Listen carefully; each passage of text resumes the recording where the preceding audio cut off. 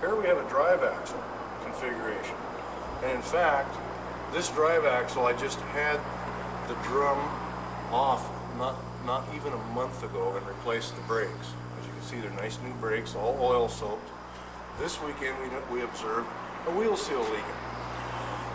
So I had no idea that there was anything wrong other than the wheel seal. So I pull it apart today. Like I say, this is the second time I've had this apart in a month. And when I did the brakes, I never pulled the hub off. The hub I left intact. Now since then, we had a wheel seal leak. Now I took it apart today to find out that it is the seal leaking, but it's not just the seal problem. The problem in this case, and we went through this locking nut procedure before, this is the same configuration as the trailer hubs that we've been going through. We have an inner nut that puts the torque or the preload on the bearings, which is a 0, like we've said before. And in this case, instead of the big washer with the multi-holes and the tang on the back of the inside nut, we have just a little tiny stamped piece of tin. What is it, Nels? About 3/32 thick? I'll tell you, it's less than an eighth. It's way less than an eighth. Yeah. Okay. It's obviously easily bendable because they're wanting you to get in there with a screwdriver or something like that and bend this tang to help lock the nut. Show the inner part, Nels, where the little teat is supposed to go into the keyway, which is right here. The keyway is here, and the little tang used to be right here. Broken off. And it's sheared off. So when I went to take this assembly apart earlier today, I put my wrench on the outer nut. You know, this is sandwiched in between, just like this. That's the lock mechanism for this hub. I went to turn this outer nut off to get it apart, and the whole assembly was turning. And in fact, that's what the oil leak was about. The whole assembly was turning on its own. And it was probably turning last month when I did the brakes, but having no visual indicator, no early warning device, no way of telling what's going on in this hub, I didn't realize there was a problem. So today I take it apart, and what has happened is this tang has broke off out of this locking slot on the keyway. Spindle, on the keyway on the spindle. So the whole issue was turning out and out and out. And what happened to make the seal leak was the hub started to oscillate, just like we've been talking about happens when this malfunctions. So in a drive axle situation, the situation is a little bit different because this heavy axle is into this tube. This heavy axle goes in here and bolts solid to the hub. And in this case, the axle was helping to keep the oscillating movement from being noticed. It was actually piloting the assembly. The axle was keeping it in place, kind of. So when I removed this axle, the first thing I noticed when I removed the axle this morning, this hub was like this. So this assembly had malfunction, just like we've been saying happens in this industry. The whole issue backed off enough where this was oscillating. It started to oscillate.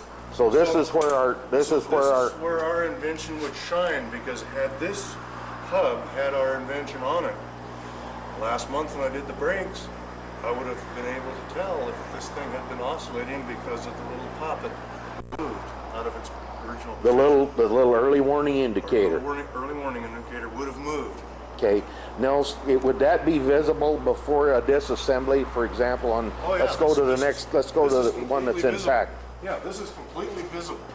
We would have our little assembly, our little early warning structure right about in here somewhere. Okay. So I would have. You would have seen it. Anybody can see. All I'd have to do is take a look. Yep. Okay. And we would have caught that oscillating movement. Now in this case, we were able to catch it in time because there was a seal leak. So, and usually that's when these things come apart, is when there's a reason to. Like I said, I had the wheels off this last week, the drums off it, or not last week, last month, and I did these brakes, but I had no reason to pull the axle and go into here. Okay. So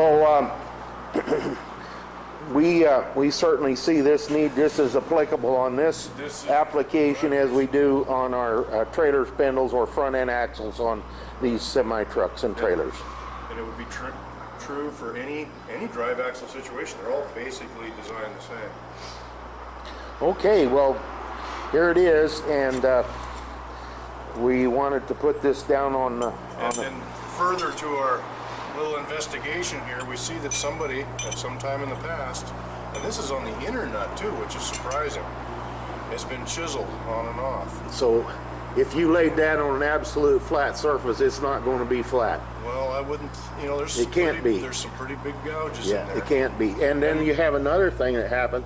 You have an elongation that actually in a few thousandths, but it's still elongated. And in fact, speaking of that, what's happened in this case, this morning when I went to pull this apart, being as how this whole assembly was turning as one unit by itself over the last few weeks and getting looser and looser and looser, the broken piece of tang on this lock had actually galled the threads up quite a bit here too. Oh, I had a my. heck of a time getting this inner nut off. But now I've got it all apart, cleaned it up, and actually we're waiting for a new one of these because that's all that's available in the marketplace today. Guys, that doesn't really give you a warm and cozy feeling, does it? You know, I'm shocked. I can't believe that that's our lock. It's feeble. It is feeble. To say the least, it's feeble. Yeah. But well, anyway, we caught this one in time. Thank gosh, because if this had been, and this truck was in Seattle hauling U.S. mail up until 2 days ago. Now, if this had to come off, if this nut had been kept coming off and off like it was at some point in time, it would have come right off. Yeah. And maybe 2 more days up there, and it would have come right off. This whole hub, wheels, brake drum, and axle, yes, bolted to this, would have come right out into the traffic.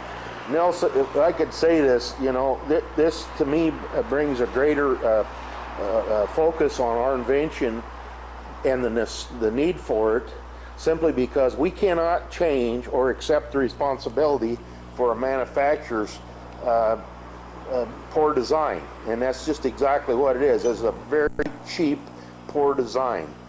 And when you stop and look at it, that little tang that's broke off that goes in this keyway right here is all that holds the assembly on the spindle. Well, that and the torque, of course, of this outer nut. But then, like we've been discussing previously, it's really tough to get a good amount of torque on this nut. Yeah. So one does, you know, yeah, they are relying on this being all put together, and you're getting in there with a screwdriver and bending this tang over that outer nut to keep it from moving, and that only works if the tang is keyed. Yeah. If the key breaks, the whole assembly backs off, and that's what happened in this case. So, of course, it's a bear in the bushes, and only the way you could only know without our device on here, our early warning device, would be to have a full disassembly, and who does that? Like I say, the only time usually you pull a hub apart is if there's something wrong. Yeah. You know, you have to, like in this case this morning, we have a seal leaking. So we pull it apart just to change the seal. Have it here in the box. But the seal probably was fine. The leak was coming from the oscillation. Oscillation, yeah. So, you know, I might have been able to get away with tightening it up, you know, but you don't do things like that. You put a new seal on it. But, absolutely. But the leak was not from the seal going out, I'm sure. It was from the oscillation. From the oscillating movement, which meant the axle was taking the deflection too. So it's either, the end of this axle is either bending inside the spider gears, or it's flexing somewhere. I mean, okay, let's take that issue just a step or two more. Let's say, for example, that oscillation occurred so much that in fact it did snap the axle. And I'm sure it would after a while. And so now what we would have... They're a tensile strength thing. They don't take that shear action. Absolutely. They just like a cold potato. Absolutely. So now the axle snapped, then that does in fact release... Then it's really going to oscillate. Then you got an oscillation problem that's going to just go crazy. Right. The bearings have backed off enough by then, backed out of their taper, that it's oscillating very badly. And in fact, like I say, when I got this axle out this morning, this hub oscillated a lot. It was, these things were on their way out.